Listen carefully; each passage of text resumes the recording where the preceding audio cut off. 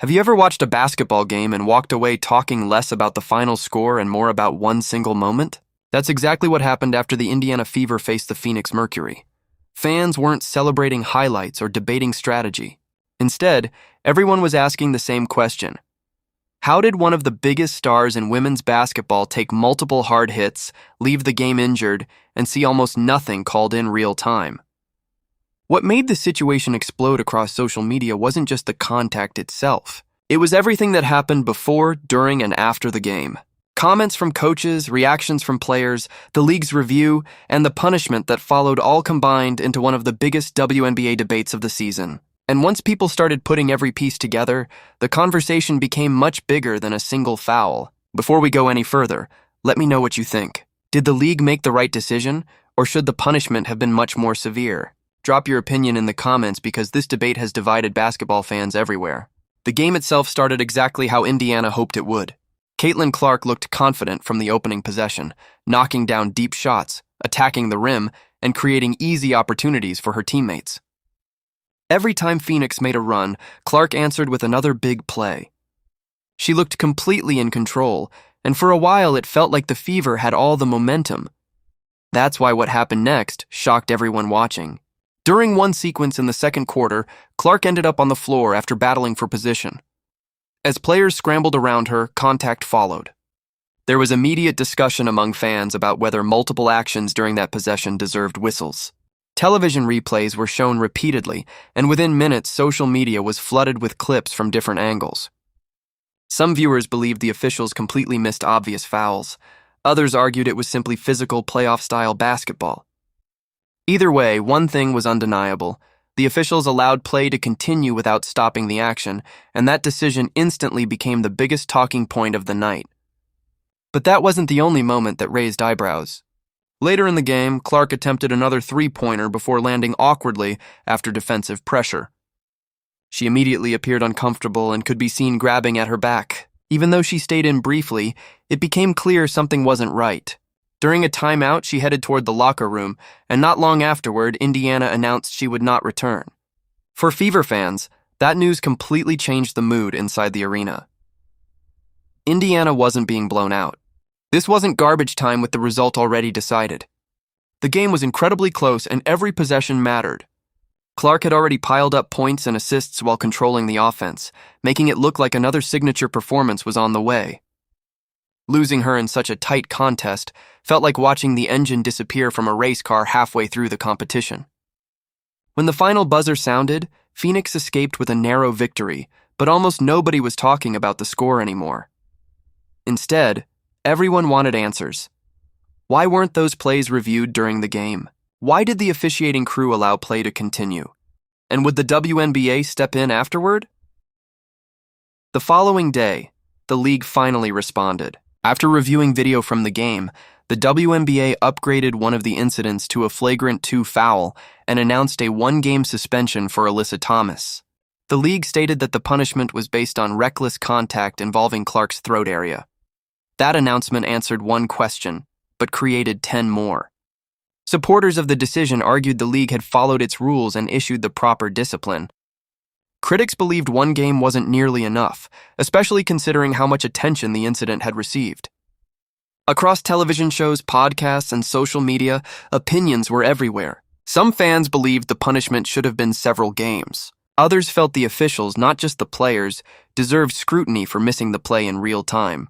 And then another layer of the story began gaining attention. Fans revisited comments made after an earlier matchup between the same teams. Some pointed to competitive remarks from players and coaches before the rematch, wondering if emotions from that first game had carried over. Those comments quickly spread online, leading to countless theories about whether Phoenix had entered the game intending to play especially physical basketball. It's important to separate speculation from confirmed facts. While fans connected those comments to what happened on the court, there has been no official finding that the Mercury planned to injure Clark or intentionally. But the controversy didn't stop with 1 game. In fact, that's when many fans started digging into something even bigger. People began looking back through previous seasons, replaying old clips and comparing moments that had almost been forgotten. Suddenly, discussions weren't just about what happened against Caitlin Clark. They were about Alyssa Thomas's reputation as one of the league's most physical players. There's no question Thomas has built her career on toughness. She's never been the kind of player to back away from contact. Her intensity is one of the reasons she's earned so much respect around the league. But critics argue there's a difference between playing hard and crossing the line. Several older clips quickly resurfaced online. Fans pointed to previous games where Thomas had been involved in heavy collisions with star players. Some believe those moments simply reflected the physical nature of professional basketball. Others insisted they showed a pattern that officials had ignored for far too long. That disagreement spread everywhere. Sports talk shows debated whether today's WNBA has become too physical or whether fans are only paying attention now because the player involved was Caitlin Clark. Some former players defended Thomas, saying physical basketball has always been part of the game. Others argued the league has to adapt because protecting its stars is essential for the future of women's basketball. And that's where the conversation became even more complicated. Clark isn't just another rookie anymore. She's become one of the biggest attractions in the entire sport. Every arena she visits sells more tickets. Television ratings jump whenever she plays. Merchandise flies off the shelves, and millions of new fans tune in specifically to watch her compete. Because of that, every hard foul against Clark receives far more attention than it would against almost anyone else. Some fans say that's unfair to veteran players like Thomas. They argue basketball should be officiated the same way no matter who's on the court. Others believe superstars naturally receive more protection because losing them hurts not only their team but also the league itself. Neither side was willing to back down. Then another question started spreading across social media. Did the officials lose control of the game? Throughout the matchup, emotions were clearly building.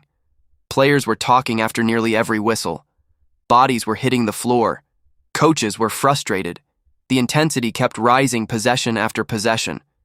Many fans believe the referees had opportunities to calm things down much earlier.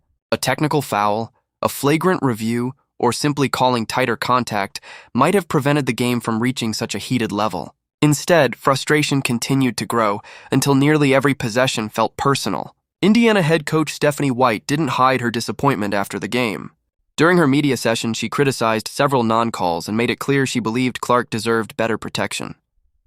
Her comments immediately went viral, with countless fans praising her for standing up for her players. Phoenix, meanwhile, defended its aggressive style of basketball, emphasizing that physical defense has always been part of its identity. The Mercury insisted they were competing hard, not trying to injure anyone. That difference in perspective only made the rivalry more intense. As clips continued circulating online, fan reactions became more emotional than ever. Some demanded longer suspensions. Others wanted changes to officiating standards. Some blamed the referees. Others blamed the league. And a completely different group believed the entire controversy had been blown out of proportion because of Clark's popularity. No matter where people stood, one thing became obvious. This wasn't just another regular season game anymore. It had turned into one of the defining storylines of the WNBA season, with every new interview creating another headline and every replay adding another layer to the debate. But just when it looked like the discussion couldn't